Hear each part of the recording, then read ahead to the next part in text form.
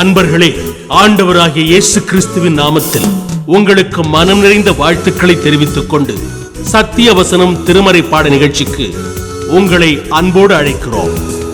சத்திய வசனம், இது தேவனின் வசனம். நாம் சோர்ந்து போகையில் கரம் கொடுக்கும் நம் தேவனின் வசனம். அப்பொழுது சீமோனும் அருமையானவர்களே, ஆண்டவராகிய இயேசு கிறிஸ்துவினுடைய புண்ணிய நாமத்தினாலே உங்களை நான் வாழ்த்துகிறேன்.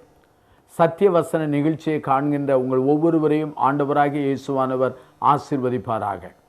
ஆண்டவர் தாமே இந்த நிகழ்ச்சியை காண்கின்ற உங்கள் ஒவ்வொருவருக்காக நாங்கள் ஆண்டவருடைய பாதத்திலே ஜெபித்து வருகிறோம். நீங்களும் இந்த திருப்பணிக்காக ஜெபம் செய்யுங்கள்.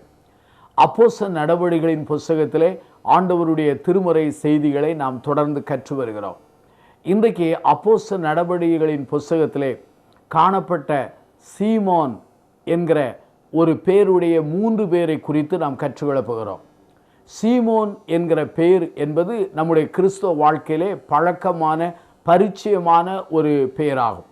சீமோன் பேதுருவை நாம் சீமோன் என்று அழைப்பது உண்டு. ஆனால் அப்போஸ்தலர் நடவடிக்கைகளிலே 3 பேருக்கு இந்த சீமோன் என்கிற பெயர் வருகிறது. இந்த 3 பேரை குறித்து நாம் கற்றுக்கொள்ளப் போகிறோம். முதல் மனிதன் சீமோன் பேதுரு என்பவனாகும்.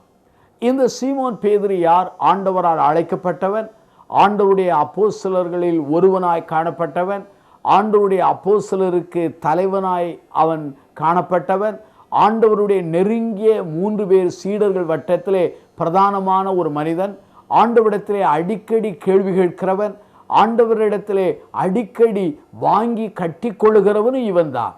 இப்படிப்பட்ட இந்த சீமோனை தேவன் வல்லமையாய் பயன்படுத்துகிறார்.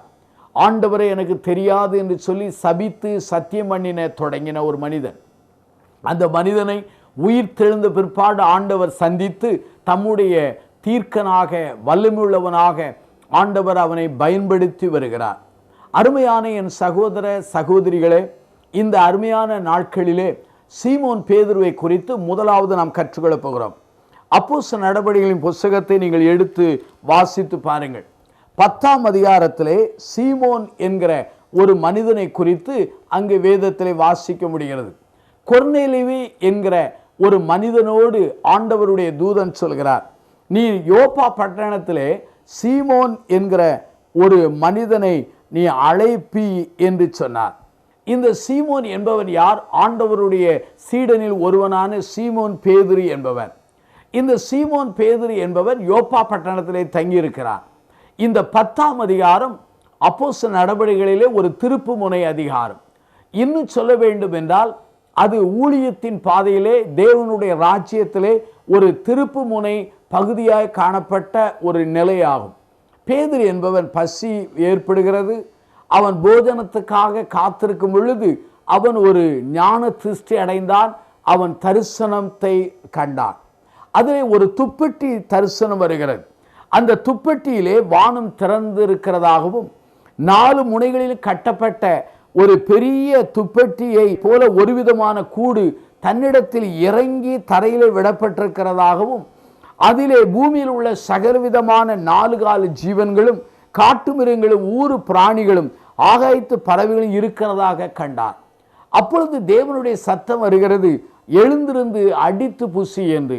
இவன் சொல்கிறான், அப்படியல்ல ஆண்டவரே, தீட்டும் அசுத்தமாய் இருக்கிறதை யாதொன்றே நான் ஒரு காலம் புசித்ததில்லை என்று சொன்னான்.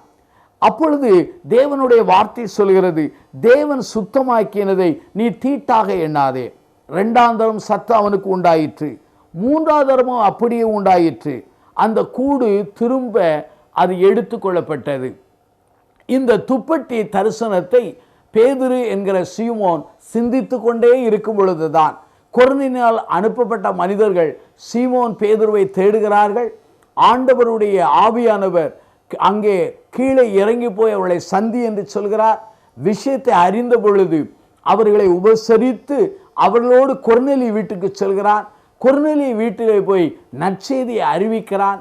நற்செய்தியை கேட்ட அத்தனை பேர் மேலேயும் தேவ ஆவியானவர் இறங்கி அவர்களை அபிஷேகிக்கிறார். அப்பொழுது யூதர்கள் எல்லாரும் ஆச்சரியப்பட்டார்கள். ஏனென்றால் யூதர்கள் அல்லாத புறமக்கள் மேலே தேவ ஆவியானவர் பொழிந்தருளுகிறதை கண்டு யூத மக்கள், ஏன் பேதுரு கூட ஆச்சரியப்பட்டார். அருமையானவர்களே, யூதர்கள் மத்தியிலே திருச்சபை இருந்த காலம் போய் அது புறமக்கள் மத்தியிலே அந்த திருச்சபைக்கு வாசலும் அங்கு அந்த தேவராஜ்யம் விரிவாக்குற நிலையை காண முடிகிறது. இந்த 10ஆம் அதிகாரத்திலே சீமோன் பேதுருவுக்கு இந்த துப்பட்டி தரிசனம் கிடைக்கவில்லை என்றால், இந்த செய்தியை கேட்டு கண்டு கொண்டிருக்கிற என் வாழ்க்கையிலே, உங்கள் வாழ்க்கையிலே நானும் நீங்களும் திருச்சபையின் அங்கத்தினராக மாறுவதற்கு வாய்ப்பில்லாமலே போய்விடும். ஆகவே இந்த துப்பட்டி தரிசனத்தை கண்டு அதன்படி செயல்பட்டு ஆண்டவரால் பயன்படுத்தப்பட்டு புறஜாதிகள் மத்தியிலே வாசலை திறக்கும்படியாக தேவன் பயன்படுத்தின ஒரு பாத்திரம்தான் இந்த சீமோன் பேதுரு என்பவன்.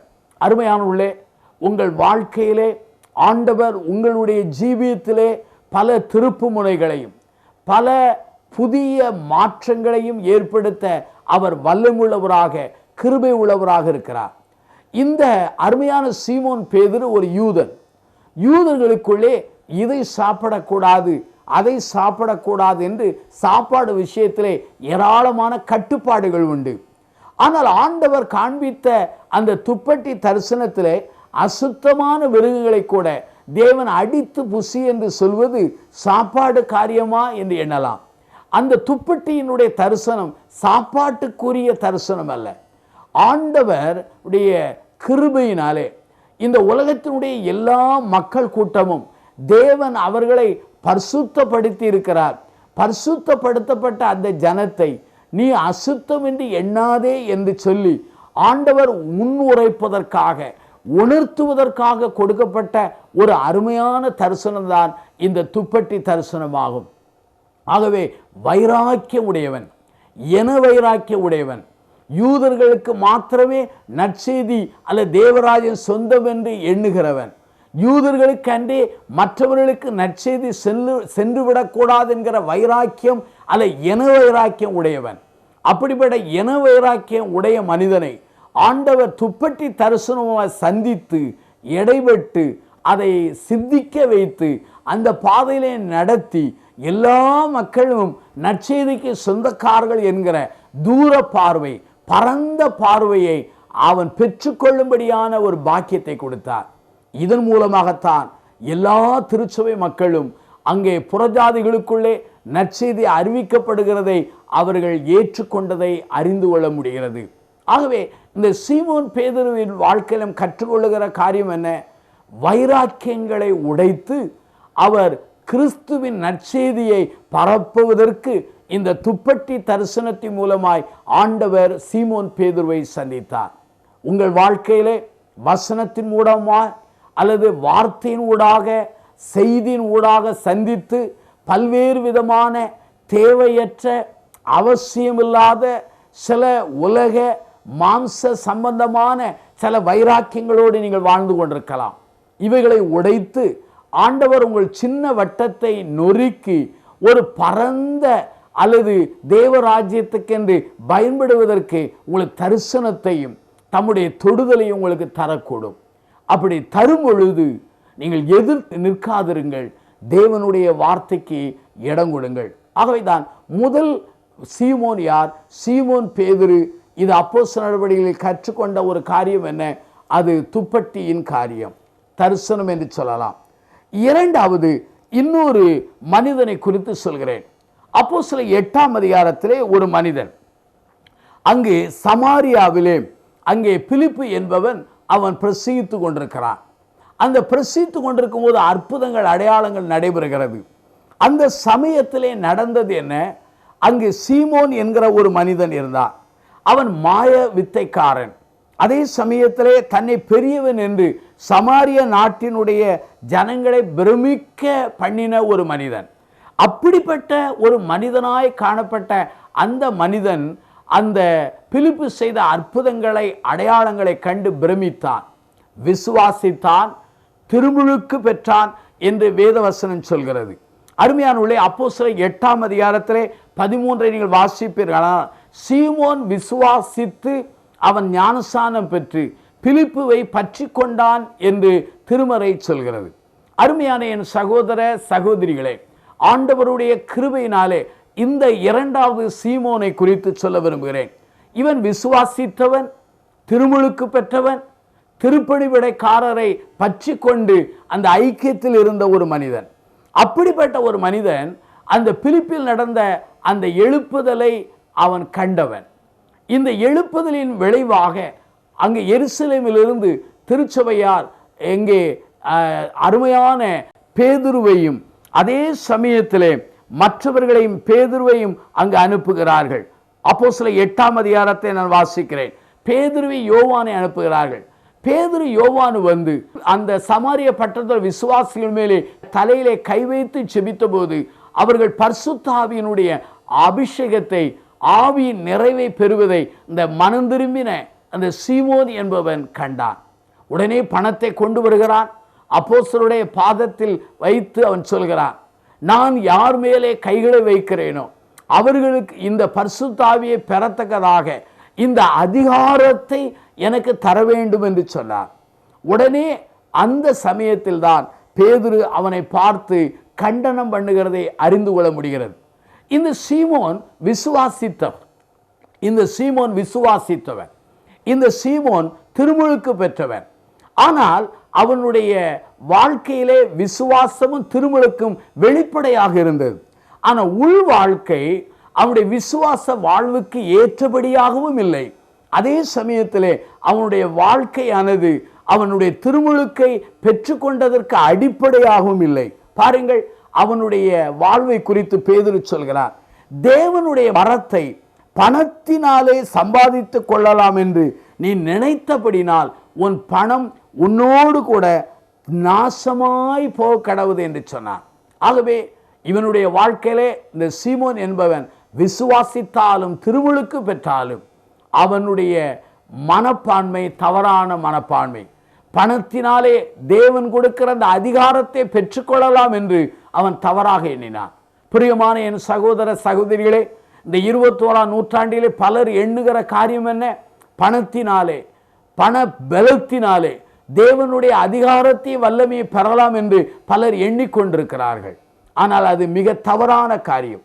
இவன் மனம் திரும்பி இருந்தாலும், இவன் மனம் திரும்பின போல காணப்பட்டாலும், திருமுழுக்கு பெற்றவனாய் காணப்பட்டாலும் உள் வாழ்க்கை அவனுடைய வாழ்வு தவறான மனப்பான்மை. இரண்டாவதாக அவனுடைய இருதயம் எப்படிப்பட்டது? தேவனுக்கு முன்பாக செம்மையாய் இருக்கவில்லை. இன்னொன்றை பாருங்கள், அவனுடைய வாழ்க்கையிலே துர்க்கணம் இருந்தது. இன்னும் சொல்ல வேண்டும் 23 கசப்பான பிச்சியிலும் பாவ கட்டியிலும் இருக்கிறதை கண்டேன் என்று சொல்கிறான். அப்படியானால் தவறான மனப்பான்மை, தவறான அவனுடைய மனப்பான்மை மாத்திரமல்லாமல் தவறான இருதய எண்ணங்கள், அதே சமயத்திலே தவறான பாவ கசப்பான வாழ்வு, அடிமைத்தனம், இந்த மூன்றையும் உள்ளே வைத்து கொண்டு அவன் எப்படி திருமுழுக்கு பெற்றான், எவ்வாறு விசுவாசியானான் என்றால் அது புரிந்து கொள்ள முடியாத நிலை என்று எண்ண வேண்டாம். உள்ளே ஒரு வாழ்வு, வெளியே இன்னொரு வாழ்க்கை. இன்றைக்கு அநேகர் இப்படித்தான். தங்களுடைய வாழ்வு கிறிஸ்தவ பேர் என்று இருக்கும், கிறிஸ்தவ திருமுழுக்கு பெற்றிருப்பார்கள், விசுவாசிகளின் கூட்டத்தில் இருப்பார்கள். ஆனால் வாழ்க்கையிலே, உள் வாழ்க்கையிலே தவறான மனப்பான்மை, தவறான அந்த உள் வாழ்க்கையினுடைய பாவக்கட்டு, தவறான இருதய எண்ணங்கள் இருக்குமானால் அப்படிப்பட்ட நிலை ஒரு பரிதாப நிலை. அந்த சூழ்நிலையிலே இந்த சீமோன் சொல்கிறான், ஐயா, இந்த நீங்கள் சொன்ன காரியங்கள் ஒன்றும் எனக்கு நேரிடாபடி எனக்காக வேண்டிக் கொள்ளுங்கள் என்று சொன்னானே தவிர அவன் மனம் திரும்பினான், கதறினான் என்று சொல்லப்படவில்லை. பிரியமானவர்களே, முதல் சீமோன் பேதுரு மூலமாய் துப்பட்டி தரிசனம். ஆனால் இந்த சீமோன் பேதுருடைய வாழ்க்கை ஒரு மாய்மாலமான வாழ்க்கை. திருமுழுக்கு பெற்றிருக்கலாம், விசுவாசம் இருக்கலாம், ஊழியத்தின் குழுக்களில் இருந்திருக்கலாம். ஆனால் செம்மையான இருதயம் இல்லை, செம்மையான எண்ணம் இல்லை, செம்மையான வாழ்க்கை இல்லை. நம் வாழ்க்கை எப்படி இருக்கிறது? மூன்றாவது சீமோனை அப்போஸ்தலர் நடவடிக்கைகள் சொல்ல விரும்புகிறேன். அப்போஸ்தலர் 9ஆம் அதிகாரத்திலே 42-43 வாசித்தால், யோப்பா பட்டணத்திலே அங்கே போய் அங்கே தங்கியிருக்கிறார். இந்த சீமோன் பேதுரு. அவன் தங்கி இருக்கிற அந்த வீட்டு மனிதனுடைய பேர் அவன் சீமோன் என்று சொல்லப்பட்டிருக்கிறது. அவன் தோல் பதனிடுகிறனாகிய மனிதன்.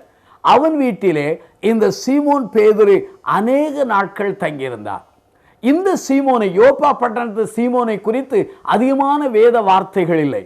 ஆனால் ஒன்றை புரிந்து கொள்ளலாம், தேவ மனிதன் அந்த வீட்டிலே தங்கியிருப்பானால் இவன் நிச்சயமாகவே உண்மையாகவே யூதனாய் இருந்திருக்கக்கூடும். ஏனென்றால் கொர்நேலியுக்கு வீட்டுக்கு பிற்பாடுதான் புறஜாதிகள் திரும்புகிறார்கள். அப்படியானால் வைராக்கியம் நிறைந்த யூத மனிதனான பேதுரு இந்த சீமோன் என்கிற வீட்டிலே தங்கியிருக்கிறாண்டால் இவன் யூதனாய் இருக்கக்கூடும். இரண்டாவது, இவன் விசுவாசியாய் இருக்கக்கூடும். மூன்றாவதாக, இவன் தோல் பதனிடுகிற ஒரு வேலை செய்கிறவனாய் இருக்கக்கூடும். இவன் கடலோரத்திலே தங்கியிருப்பதினாலே பேதுருவை போல மீன்பிடிக்கிற அந்த பாரம்பரியத்திலே வாழ்ந்திருக்கக்கூடும். ஆனால் இந்த மூன்றாவது சீமோன் இடத்துல நம்ம கற்றுக்கொள்ளக்கூடிய ஒரு பாடம் என்ன? இவன் வீட்டிலே சீமோன் பேதுரு அநேக நாட்கள் தங்கியிருந்தான். அப்படியானால் ஆண்டவரின் ஊழியர்களை, ஆண்டவரின் ஊழியக்காரனை தன் வீட்டில் ஏற்றுக்கொண்டு உபசரிக்கும் அந்த தன்மையிலே காணப்பட்டான். அருமையான என் சகோதர சகோதரிகளே, உங்கள் வாழ்க்கை நீங்கள் சிந்தித்து பாருங்கள். அப்போஸ்தலர் 10 பாருங்கள். கொர்நேலி வீட்டிலிருந்து வந்த மனிதர்களை தன் வீட்டில் ஏற்றுக்கொண்டு இவன் உபசரித்தான் என்று சீமோன் பேதுருவை குறித்து அங்கே எழுதப்பட்டிருக்கிறது. அப்போஸ்தலர் 10 அதிகாரத்தில் 23. அப்படியானால் பேதுருவுக்கு மாத்திரமல்ல, பேதுருவை சந்திக்க வந்த மனிதர்களுக்கும் அவன் விருந்தும், அதே உபாசாரானை, அதாவது விருந்து மற்ற காரியங்களை செய்வதற்கு அவன் கருவியாய் இருந்திருக்க கூடும் என்பதை யூகிக்க முடிகிறது. மிக தெளிவான வேத வார்த்தை இல்லை, ஆனால் யூகிக்க அதை முடிகிறதாக இருக்கிறது. உங்கள் ஜீவியத்தை நீங்கள் சிந்தித்து பாருங்கள். இந்த சீமோனை போல, யோப்பா பட்டது சீமோனை போல நீங்கள் ஏற்றுக்கொண்டீர்களா? ஊழியர்களை ஏற்றுக்கொண்டு உபசரிக்கிறீர்களா? அதே சமயத்தில் ஊழியனை காண வந்தவர்களை உபசரிக்கும் அந்த கிருபை உங்கள் வாழ்க்கையில் உண்டா? வேத வசனம் சொல்கிறது, நாம் மற்றவர்களை உபசரிக்கும் பொழுது சில சமயத்திலே தேவதூதர்களுக்கு கூட நாம் உபசரிக்கக்கூடிய நிலைப்பாடு, நம் வாய்ப்புகள் ஏற்படலாம் என்று திருமறை சொல்கிறது. இந்த 3 சீமோன் மனிதர்களை நம் வாழ்க்கையிலே ஒப்பிட்டு பார்க்க வேண்டும். முதல் சீமோன் பேதுரு வைராக்கியம் நிறைந்தவன். துப்பட்டின் தரிசனத்தின் மூலமாய் அவன் சிந்தனைகள் மாறுகிறது, அவன் ஊழிய போங்குகள் மாறுகிறது, புறஜாதிகளுக்குள்ளே வாசல்கள் திறக்கிறது. இரண்டாவது சீமோன் மனம் திரும்பின இந்த சீமோன் மூலமாக, இந்த மனம் திரும்பின மாய வித்தைக்காரன் மூலமாக நாம் கற்றுக்கொள்ளக்கூடிய பாடம் என்ன? வெளிப்படையான சடங்காச்சாரியமான பல காரியங்கள் இருந்தாலும் உள் வாழ்க்கை செம்மையாயில்லை, உள் எண்ணம் செம்மையாயில்லை, உள் வாழ்விலே விடுதலை இல்லாத நிலை காணப்படுகிறது. மூன்றாவது சீமோன், யோப்பா பட்டணத்து சீமோன். அந்த சீமோன் மூலமாய் நாம் கற்றுக்கொள்கிற பாடம் என்ன? ஆண்டவரின் ஊழியர்களை காண விரும்புகிறவர்களை வீட்டிலே ஏற்றுக்கொண்டு உபசரிக்கிற மனிதராய் காணப்பட்டார். இந்த 3 சீமோன் மனிதர்களிலே நீங்கள் யார்? வைராக்கியத்திலே ஆண்டவர் உங்களை தொடுவாரானால் கீழ்ப்படுகிறீர்களா? உபசரிப்பிலே முந்திக் கொள்கிறீர்களா? அல்ல வெளிப்படையான ஆவிக்குரிய மார்க்க காரியங்களை கை கொண்டாலும் உள் வாழ்க்கையிலே விடுதலை இல்லாத போலி வாழ்க்கையா? அர்ப்பணிப்போமா? ஜெபம் செய்வோம். ஜீவனுள்ள பிதாவே, இந்த நாளுக்காக நாங்கள் நன்றி சொல்கிறோம். இந்த நாளை உம்முடைய கரத்திலே ஒப்பு கொடுக்கிறோம். ஆண்டவருடைய வல்லமை எங்களோடு கூட இருக்கட்டும்.